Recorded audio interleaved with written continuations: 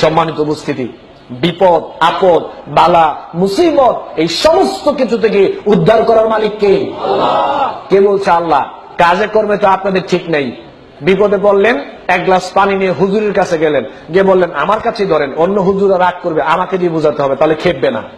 আমার কাছে এসে বললো হুজুর আমাকে একটু পানি পড়া দেন। বললাম কি হয়েছে? বললো বাচ্চা 6 দিন ধরে প্রস্রাব করে না। তা আমি যদি আপনার ছেলেকে পানি পড়া দেই, আপনার ছেলে প্রস্রাব করবে, এটা আপনাকে বলছে কে? আমি হুজুর যদি আপনার ছেলেকে পানি পড়া দেই, আপনার ছেলের বিপদ আপদ কেটে যাবে, মাথা ব্যথা বন্ধ হয়ে যাবে, এটা আপনাকে বলছে কি? একটা দলিল দেন তো পারলে দেখান। নিজের সন্তানের জন্য নিজের বাপ মার দোয়াটাই কি সর্বশ্রেষ্ঠ দোয়া না? আপনার সন্তান বিপদে পড়েছে, আপনি সালাতে দাঁড়ান, আপনি এক গ্লাস পানি নিয়ে সূরা ফাতিহা পড়ে আপনি ফু দিয়ে বাচ্চাকে খাওয়ান, ভালো হওয়ার সম্ভাবনা আছে না ভাই? কিন্তু আমি পানি পড়া দিলে ভালো হবে, এটা আপনাকে বললো কে? আজকে কিছু গোমর পাশ করে পরে যাব। আজকে আমাদের কিছু গোমর পাশ করে পরে এখান থেকে যাব। দেখেন, আপনাকে আমি পানি পড়া দিই, পানি পড়ার সময় দেখবেন পরে আস্তে আস্তে ফু দেওয়ার সময় জোরে একটা ফু দেয় না, পরে আসতে ফু দেয়, ফু জোরে দেয় পরে আসতে কেন? এটা একটা গোমর আছে, যেটা আসতে পরে এটা যদি জোরে পড়ে আর আপনি যদি শুনতে পারেন, তা আপনি হুজুরকে বলেন ধুর মিয়া, এটা তো আমিই পারি, আমার দেবইরা আমি ফু দিব, আমার লাগতো না। হুজুর পরে সূরা ফাতিহা আর কিচ্ছু না, শুধু সূরা কি পড়ে? ফাতিহা পড়ে। আবার খেয়াল করেন, আপনাদের কিছু সমস্যা আছে। সেই দিন একটা আমাকে বলল যে হুজুর আমার বাপ মা তো মারা গিয়েছে, কয়েক বছর হয়েছে, তো হুজুর আমার বাপ মার জন্য একটু দোয়া করতে হবে, চলেন। আমি বললাম কি ব্যাপার, আপনার বাপ মা কি এখনো জান্নাতে যায় নাই? প্রত্যেক বছর তো আমাদেরকে নিয়ে দোয়া করান জান্নাতে পাঠানোর জন্য, তার মানে এখন দোয়া করলে বোঝা যাচ্ছে যে আসলে জান্নাতে যায় নাই। কয় ভাই এটা কি বললেন? বললাম যে ভাই এত বোকামি করেন কেন? আপনার বাপ মার জন্য আমি কাবা ঘরের ইমাম সাহেব হতে পারি, আপনার বাপ মার জন্য কাবা ঘরের ইমাম সাহেব যদি দোয়া করে দোয়া কবুল হবে কোনো গ্যারান্টি নাই। হতেও পারে আবার নাও, কিন্তু সন্তান বাপ মার জন্য দোয়া করলে দোয়া কবুল হবে একেবারে 100% গ্যারান্টি।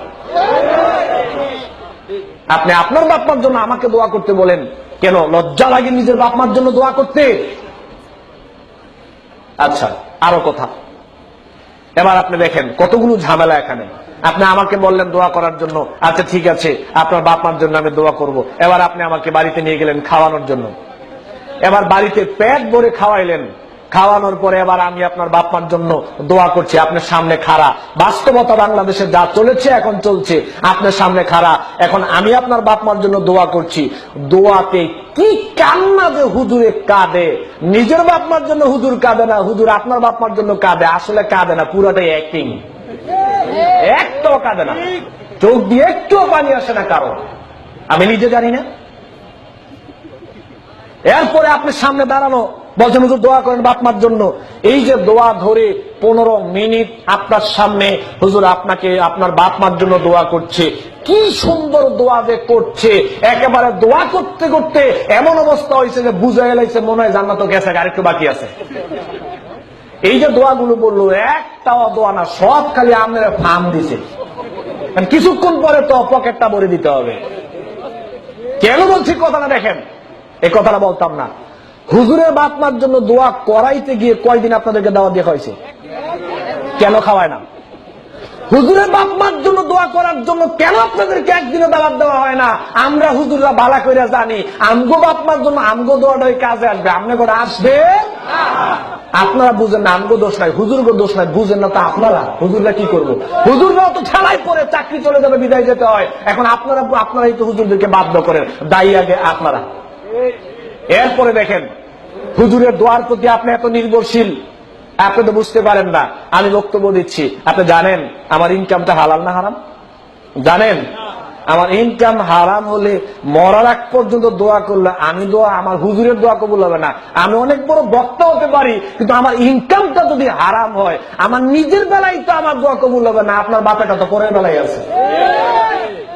আপনি জানেন আমি শিরিক করি কিনা? জানেন আপনি? আমি শিরিক করলে আমার দোয়া কবুল হবে না, মৃত্যুর আগ পর্যন্ত দোয়া করলে দোয়া কবুল হবে।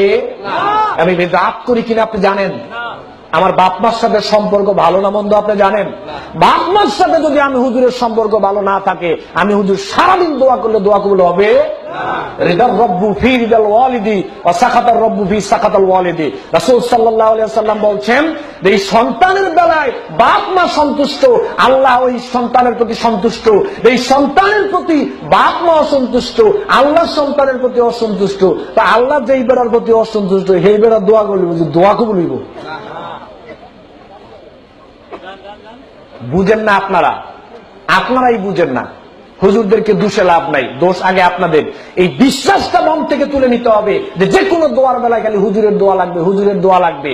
সেদিন এই মোহাম্মদ আলী ভাই দেখলাম একটা প্রোগ্রামে সুন্দর কথা বললো যে সব দোয়ার সব মোনাজাতে খালি হুজুর লাগে, তো স্ত্রী সহবাসের দোয়া না কেন?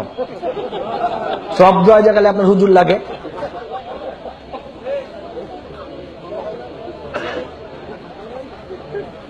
দোয়ার ভার আলেমদের উপর দেওয়া যাবে না। হ্যাঁ, আমাদের উপর দোয়া চাইবেন, আমরাও দোয়া করব, আপনারাও করবেন, কিন্তু কেউ কারো প্রতি একেবারে নির্ভরশীল হওয়া যাবে। নিজের দোয়াটা নিজের কাছেই নিরাপদ, নিজের বাপ মার কাছেই নিরাপদ। সন্তান বাপ মার জন্য দোয়া করবে, রব্বির হামহুমা কামা রব্বায়ানি সগীরা। এটা কি হুজুরকে শিক্ষা দেওয়া হয়েছে না সন্তানকে বাপ মার বেলায় শিক্ষা দেওয়া হয়েছে?